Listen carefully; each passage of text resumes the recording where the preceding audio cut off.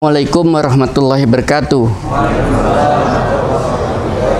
Ibu-ibu yang saya hormati, bapak-bapak sekalian yang saya cintai, anak-anak saya, para mahasiswa yang saya sayangi, kita bersyukur kepada Allah bahwa pagi ini kita bisa bertemu, bersilaturahim dan bersama-sama untuk melakukan kajian tentang fenomena kehidupan untuk yang sudah sepuh-sepuh. Generasi saya adalah kesempatan untuk melakukan evaluasi tentang perjalanan hidup kita, apa selama ini bermanfaat atau tidak, mumpung masih ada usia. Bagi mereka yang masih muda-muda, tentunya harus mulai tanam niat, perspektif ke depan, langkah-langkah apa atau konsep apa yang harus dilakukan supaya usia Anda itu berada dalam usia yang diridhoi oleh Tuhan kita yang menciptakan. Pagi ini tadi dibaca surat Ali Imran ayat 103 ya. Saya kira ini sangat penting karena ada hubungannya dengan masalah kemaslahatan umat seluruh belahan bumi yang sekarang ini. Untuk saya yang selalu mengamati dinamika romantika kehidupan ini dalam tepi neraka. Tadi kan neraka ya. Tadi yang dibacakan begitu. Ya. Sungguhnya kamu sudah ada berada di tepi neraka. Sekarang itu yang terjadi. Jadi ayat ini harus bisa dijawatakan, harus bisa dijabarkan, sehingga dia bukan hanya dibaca tapi dimaknai dan diambil ilmu yang terkandung di dalamnya supaya kita itu hidup sejahtera. Saya sebagai senior Anda mengejawantahkan dari ayat yang dibaca itu salah satu diantaranya pada ayat ke-104. Dan hendaklah di antara kamu ada segolongan orang yang menyeru kepada kebajikan, menyuruh berbuat yang ma'ruf dan mencegah dari perbuatan yang mungkar. Mereka itulah orang-orang yang beruntung. Nah, ini adalah sebuah peluang ayat ini pada siapa saja. Jadi mereka yang saat ini bergabung dengan saya, insya Allah akan dicatat oleh Allah sebagai golongan, kelompok, bagian yang mengajak kepada kebenaran, kepada berbuat ma'ruf, yang dengan itu diharapkan mereka akan mampu mencegah dirinya daripada kemungkaran. Itu sebetulnya. Nah, ayat ini jadi motivasi saya di dalam kehidupan, dan saya berterima kasih di antara Anda ada yang tetap istiqomah bersama saya. Insya Allah akan dicatat oleh Allah. Kalau tidak tercatat, jelas dia bukan Tuhan. Ya. Kalau kita mengejawatakan ayat ini dengan ikhlas, pasti catatannya adalah catatan yang baik dan benar.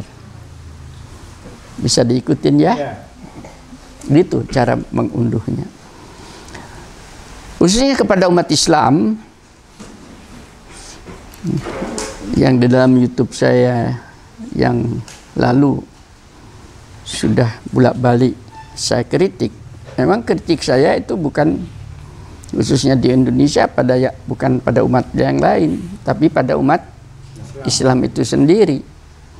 Karena teori saya, kalau umat Islam di Indonesia ini baik dan benar, maka insya Allah umat-umat lain yang non-muslim pun akan mendapatkan kebaikan dan kebenaran daripada perilaku umat Islam itu sendiri. Kenapa begitu? Karena ini yang dinamakan teori di dalam hama penyakit ketahanan populasi. Gitu loh ya, teori epidemiologi seperti itu. Teori itu sudah berjalan menjadi hukum. Sudah terjadi begitu. Nah, yang saya dandani seperti itu. Karena saya khawatir, saya membaca sebuah hadis yang diriwayatkan ya oleh Baihaqi. Hadis ini untuk saya kok sepertinya mengena pada kondisi umat Islam saat ini. Saya bacakan ya. Dari Ali bin Abi Thalib berkata, bersabda Rasulullah. Jadi dia menceritakan bahwa Rasulullah pernah berkata, pernah bersabda. Bersabda itu berkata, hanya untuk penghormatan kepada Nabi. Sering sekali dalam hierarki kita dikatakan bersabda. Untuk Tuhan berfirman, pada dasarnya adalah berkata. Akan datang pada umatku suatu zaman. Artinya umat Islam kan? Yang tidak tersisa dari Islam kecuali namanya. Ini hadis loh ya. Kecuali namanya. Dan tidak tersisa dari Al-Quran kecuali tulisannya. Yang lalu saya selalu mengatakan, bisa saja Al-Quran masuk museum. Hadis seperti itu. Ya, masjid mereka ramai, akan tetapi sepi dari petunjuk. Ulama mereka sejelek-jeleknya manusia di kolong langit. Keluar fitnah, dan kepada mereka fitnah tersebut akan dikembalikan. Ya, karena dia mengeluarkan fitnah, maka akibat fitnah itu balik pada dirinya. Ini Rasulullah yang bersabda, bukan saya membacakan. Dan ini nanti kalau diupload, ya, ojo ngamuk. Ditanya nanti, sopo to arek iki ini. Ditanya lagi, siapa ini? Bukan kiai, bukan ulama kok berani-beraninya membacakan hadis dan sebagainya. Ya. Nah, kondisi ini yang saya khawatirkan.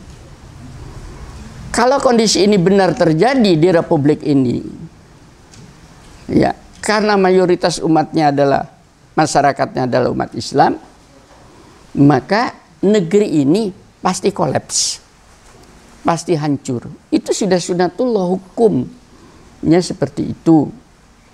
Maka saya ingatkan dengan kesungguhan hati saya, supaya ini kan prediksi ya, belum terjadi kan zaman ontak ya. Rasulullah kan menyampaikannya zaman abad ontak untuk ke depan.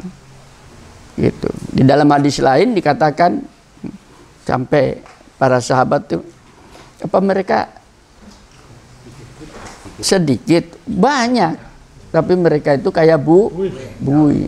Yang kemarin di Jakarta kan kayak buih ya, putih-putih itu.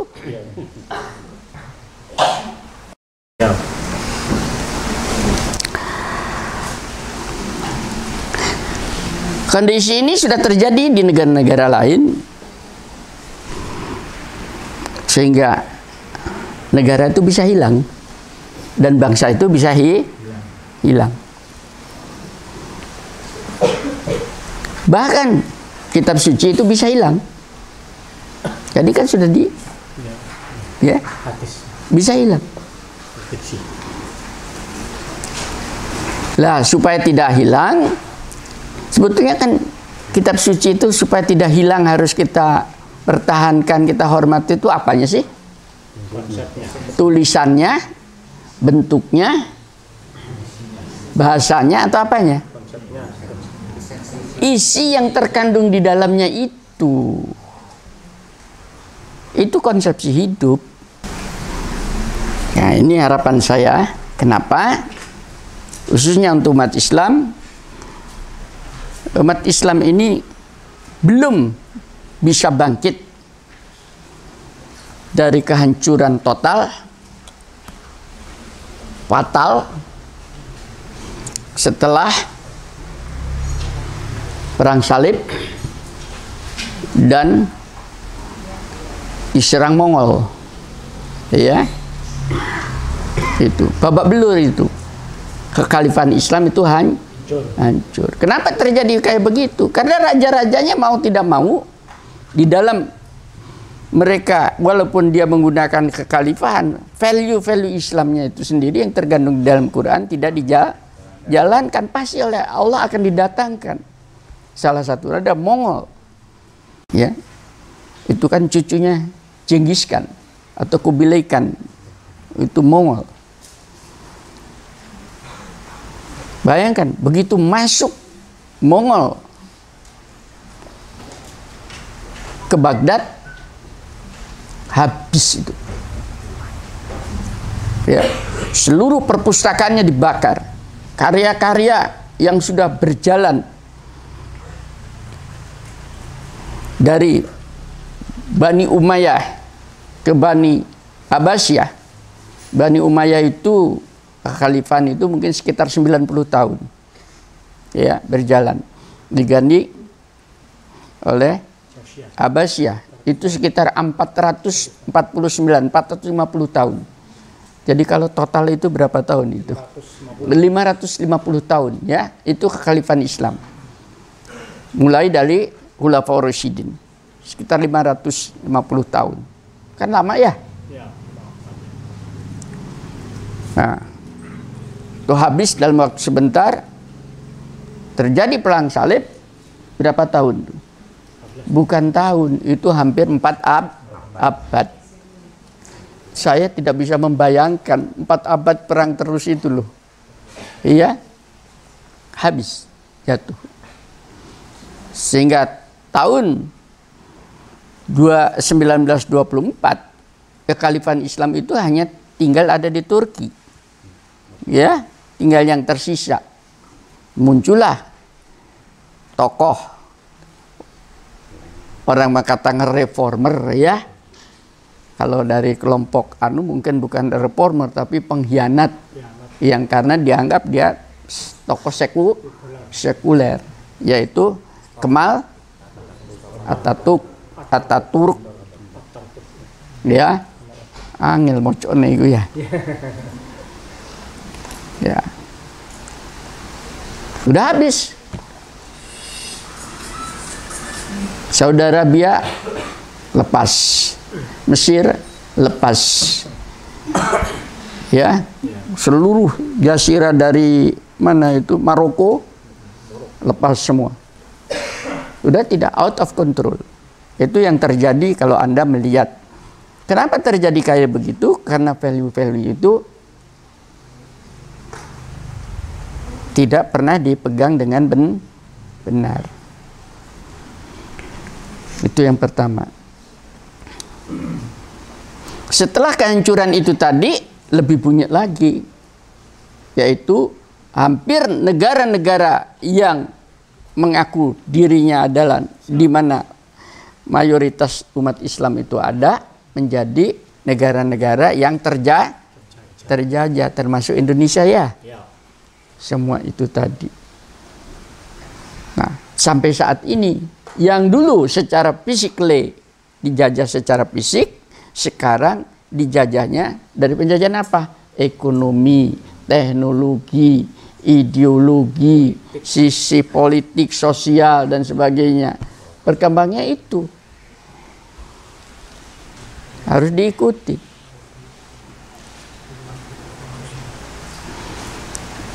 Ini dinamika. Makanya kalau ada di antara saudara mengaku ustadz, mengaku ulama, mengaku apa lagi itu? Habib. Kalau Habib itu bukan itu, Habib itu keturunan itu ya. Ya. Mengaku dan sebagainya, mubalik dan sebagainya itu, ini harus dibaca. Kalau tidak membaca hal-hal yang kayak demikian secara komprehensif, maka Anda akan sulit sekali untuk mengejawatakan value-value yang ada terkandung di dalam Al-Quran itu sendiri. Sungguhan. Bacaan-bacaan ini yang untuk saya, saudara-saudara saya ini lemah.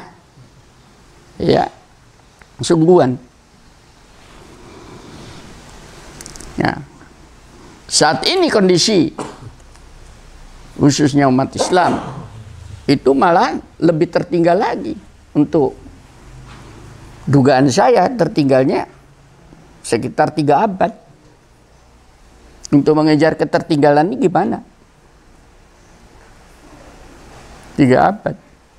Saudara Abia yang selama ini dijadikan kiblat umat Islam, ya, yang selalu dijadikan kiblat itu mungkin 5 abad, lebih jauh lagi tertinggal.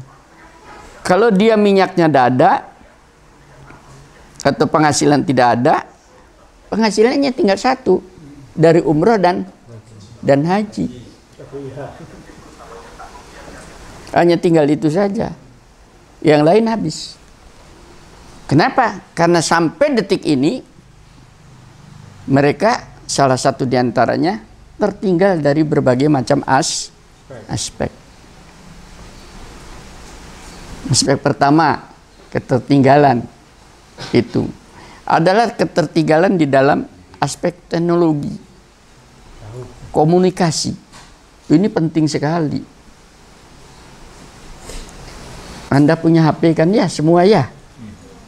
Lalu siapa yang punya teknologi itu? Bukan kita. Ya, karena satelitnya milik Barat. Kan tidak ada satelitnya di situ Saudi Arabia atau satelitnya mana namanya Indonesia yang dulu katanya ada Palapa. Itu stempel itu. Kan tidak ada. Tidak mampu. Nah, ketertinggalan seperti itu dari sistem teknologinya. Seandainya teknologi itu dikejar oleh negara-negara berkembang itu tadi, oke, bisa membuat teknologi seperti itu tadi. Teknologi itu kan harus ditempatkan. Kalau satelit kan harus ditempatkan di ruang angkasa sana ya.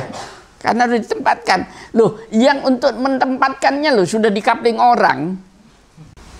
Itu jangan dikira hanya 100, 200. Itu ribuan, puluhan ribu tuh satelit itu. Iya. Sekian puluh tahun. Rusia di sana punya, Cina punya, Korea punya, ya. Anda melihat itu sebagai sebuah fenomena tantangan zaman yang tidak bisa dihindari.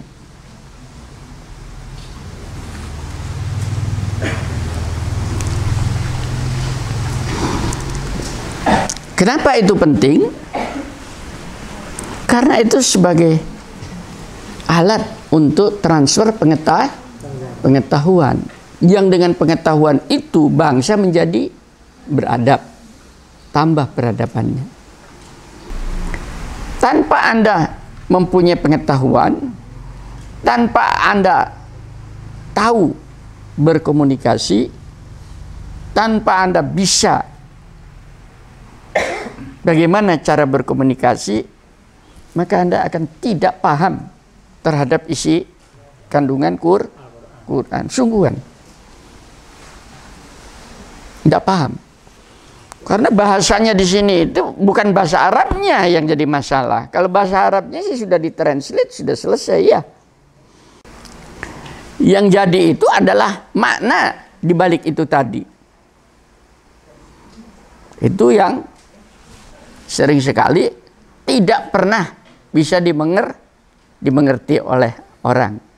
Satu contoh, di sini kan ada surat namanya Al-Baqarah, yaitu sapi betina. Ngapain sapi betina kok sampai dijadikan surat? Iya. Nah, kalau dari riwayat itu tadi diterangkan bahwa di Bani Israel itu ada orang mati, kan gitu ya. Orang mati itu siapa pembunuhnya nggak tahu. Maka tanya kepada Rasulullah Nabi Musa alaihi salam. Kan Rasulullah itu ya, Nabi Musa itu.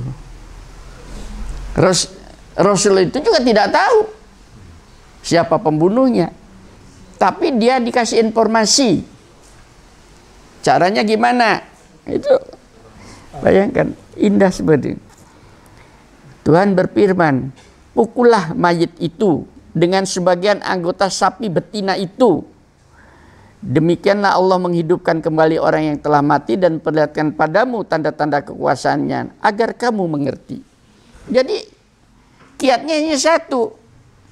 Ambil sapi betina, pukullah dengan bagiannya itu. Loh, namanya Bani Israel, orangnya suka ngeyel. Bisa diikutin? Sapi betina yang sudah digunakan bajak atau belum? Lah kan soro ya.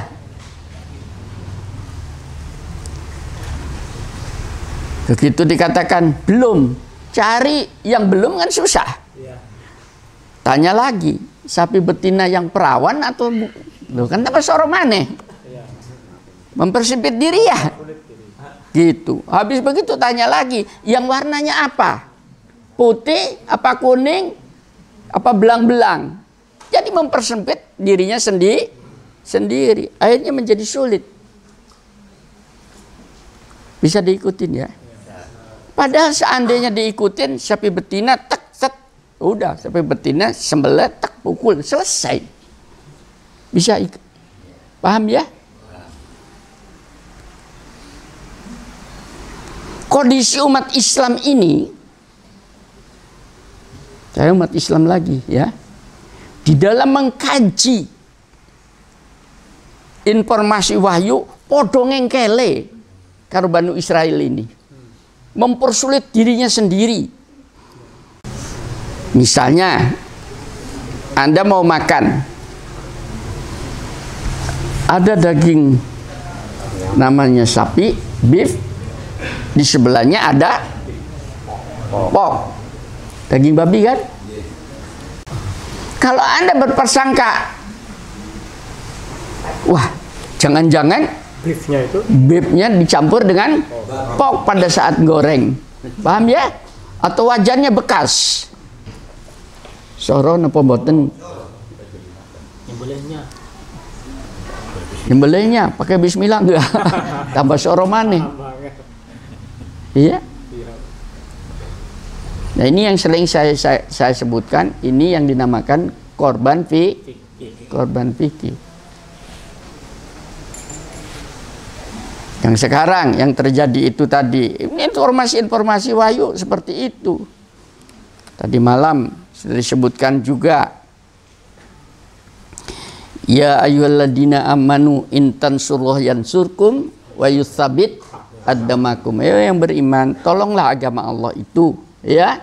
Kalau kamu menolong agama Allah, maka kamu akan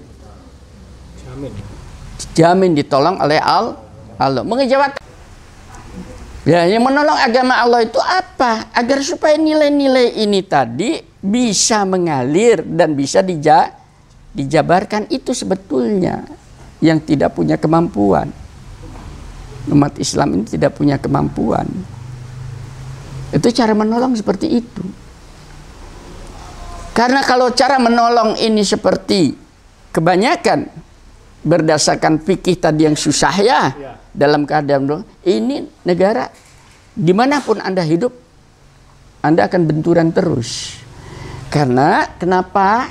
Ini tadi yang dibaca ini ya, 103, berpegang teguhlah kamu semuanya pada tali Allah dan janganlah kamu bercerai-berai. Cerai-berai itu apa artinya? Benturan. Yang dibangun itu apa sih? Tujuannya itu agar supaya kalian hidup sejahtera.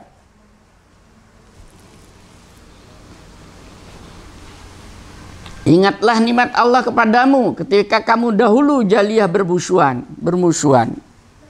Kemudian disatukan. Kenapa disatukan itu? Karena dalam rangka agar supaya masyarakat itu sejahtera. Lalu Allah mempersatukan hatimu, lu hati lagi. Sehingga dengan kurnianya kamu menjadi bersaudara. Pada siapa saja. Ini yang dijawatakan oleh Rasulullah untuk membangun masyarakat namanya masyarakat madani yang sekarang dikenal sebagai civil society, masyarakat madani. Rasulullah itu membangun masyarakat sipil, bukan masyarakat militer. Makanya kalau zaman Nabi itu panglima-panglima perangnya setelah selesai, ya ada yang bertani lagi, ya ada yang berdagang lagi, bukan negara militer, tapi negara sipil. Itu yang dibangun oleh Rasulullah. Makanya menghindari pertempuran, menghindari perpecahan, menghindari perdebatan. Dihina, dicaci dirinya, dia tidak marah. Ini saya sungguh indah sekali ya. Sungguhan. Saya bacakan ya supaya kalian lebih bijaksana di dalam hidup ini, supaya tidak bertentangan. Pada waktu Rasulullah menyampaikan risalah ini ke saudara-saudaranya di Mekah, diterima atau ditolak? Ditolak. Akhirnya dia mencoba ke Taif. Taif itu sebuah kota di dataran tinggi, ya, penghasilnya buah-buahan. Itu ketinggiannya mungkin sekitar 1.500 di atas permukaan. Nggak tahu, mungkin di Batu ya Pak Kadir ya. Batu di atas lagi, Cangar ya, tinggi kan?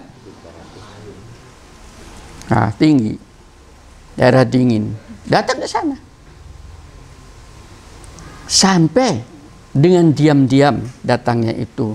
Tolong, tidak perlu saya ya, humanity, manusia biasa ya, tidak usah diomongkan ke orang-orang Mekah. Apa yang terjadi? Dielok-elokkan, malah siarkan. Dan Nabi Muhammad diusir, dilempari dengan berdarah-darah. Akhirnya dia turun, masuklah ke sebuah kebun, istirahat di dalam kebun itu, ya. Kebun itu kebun anggur miliknya Rabi'ah. Di dalam kebun itu, ya. Nah, disitulah dia bicara dengan ilahi, menyampaikan rintihan hati, ya. Rintihan hatinya sungguh bagus ini. Anda bisa dapat. Makanya ini dikatakan, sering sekali dikatakan sebagai doa Taif. Ya, bunyinya gini. Allahumma ya Allah, kepadamu juga aku mengadukan kelemahanku, kurangnya kemampuanku, serta kehinaan diriku di hadapan manusia. Oh Tuhan Maha Pengasih dan Penyayang, Engkaulah pelindung si lemah. Engkaulah pelindungku dan kuserahkan diriku. Kepada siapa lagi hendak kuserahkan diriku dari orang yang menjauhi, bermuka muram, atau musuh yang akan menguasai diriku. Asalkan engkau tak murka kepadaku, aku tidak peduli. Sebab sungguh luasnya kenikmatan yang engkau limpahkan kepadaku. Aku berlindung dengan cahaya wajahmu yang menyinari kegelapan dan akan membawa kebaikan dunia dan akhirat dari murkamu yang akan engkau timpakan kepadaku. Engkau yang berhak menegur dan tiada daya selain engkau.